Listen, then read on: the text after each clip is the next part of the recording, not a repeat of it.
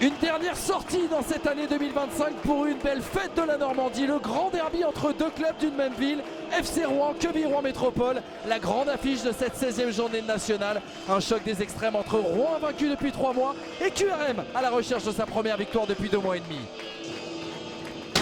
L'occasion de faire un point sur les deux compositions d'équipe. Et on commence par le 11 aligné par Régis Brouard aujourd'hui. Retour à une défense à 3. Formos Mendy est suspendu.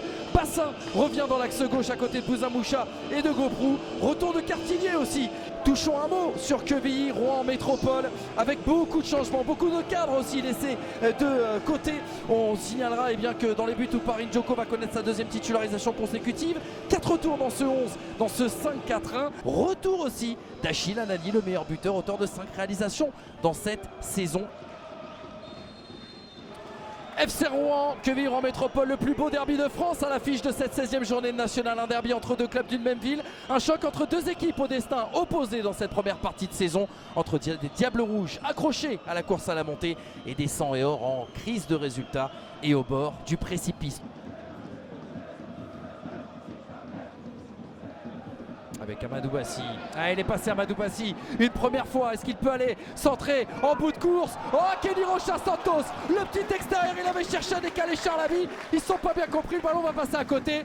Mais une alerte, ça y est, sur les buts d'Paris Njoko. Encore Bassi là dans la surface avec des petits dribbles courts. Ensuite il se sert de sa puissance pour résister aux assauts défensifs.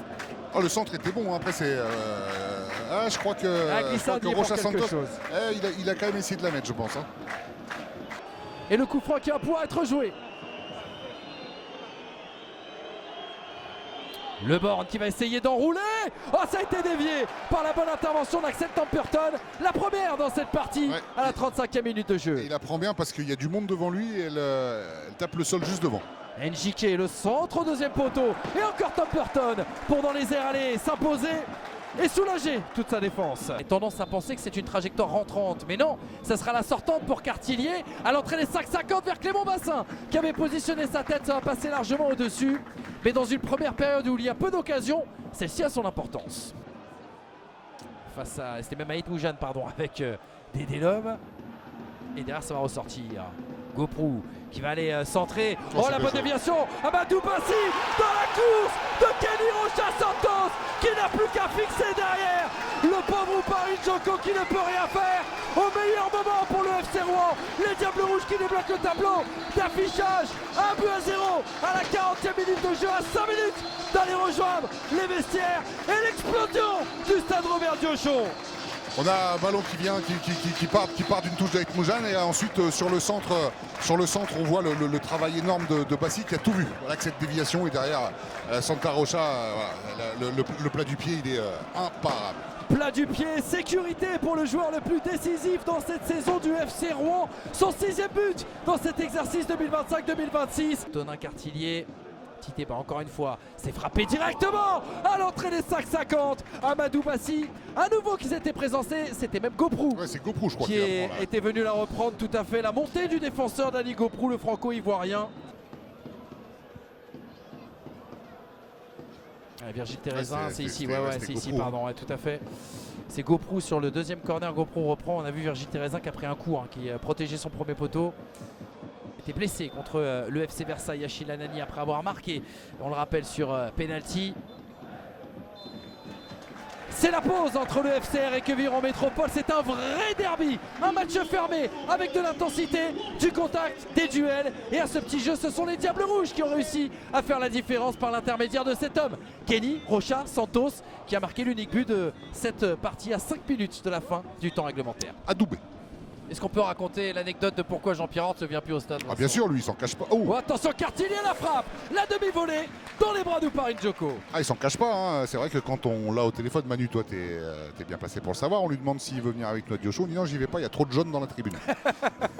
Enzo Janton va rentrer sur cette pelouse dans quelques instants.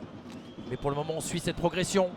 Allez, c'est bien fait ça avec le Borgne qui va prendre sa chance. Ça va passer au-dessus, ça va filer hors cadre. Attention. Mais c'est la preuve que QRM relève la C'est tête. ce que j'allais dire, attention à Rouen, parce que là on voit que QRM relève la tête, ils sortent un peu plus là et ils se retrouvent un peu plus dans les 30 derniers mètres rouennais. Il a pris ses responsabilités, Jordan Leborgne. Il avait Achille Anani qui était juste à ses côtés. Titeba, la longue touche dans cette surface de réparation, ils ne sont pas compris avec la sortie de Djoko, la tentative de Kenny Rocha Santos. Ça a été contré, ça a passé à côté, mais c'est un corner pour le FC Rouen. Ouais, ce serait bien en fait pour les Rouennais de reprendre un petit peu le match en main, parce que c'est vrai que depuis le début du deuxième mi-temps, c'est Queville qui se crée les situations. Et regardez, on se parle pas entre Mounses et Djoko. Et on le voit. Oh, on se parle pas non plus d'ailleurs entre Amadou Bassi et Charles Abbey. C'est pour ça qu'ils étaient les bras l'un dans l'autre. C'est peut-être l'une des dernières actions, si c'était la dernière, d'un derby chaud, bouillant, qui pour le moment voit le FC Rouen faire la bonne opération. Attention, ça commence à chauffer. Yanis Dedelhomme, Dani Goprou, Monsieur Henry qui va faire la police. Et le pied gauche d'Ouparin Djoko, le gardien international de la Guinée-Bissau, qui a joué la CAN en 2023, qui va aller jouer ce coup franc. Yanis Dedelhomme à la retombée. Et ce ballon qui ne donnera rien. Axel Temperton qui se jette dessus. Hurrah de soulagement du stade Robert Diochon. Dégagement d'Enzo Janton, Benzia, Goprou.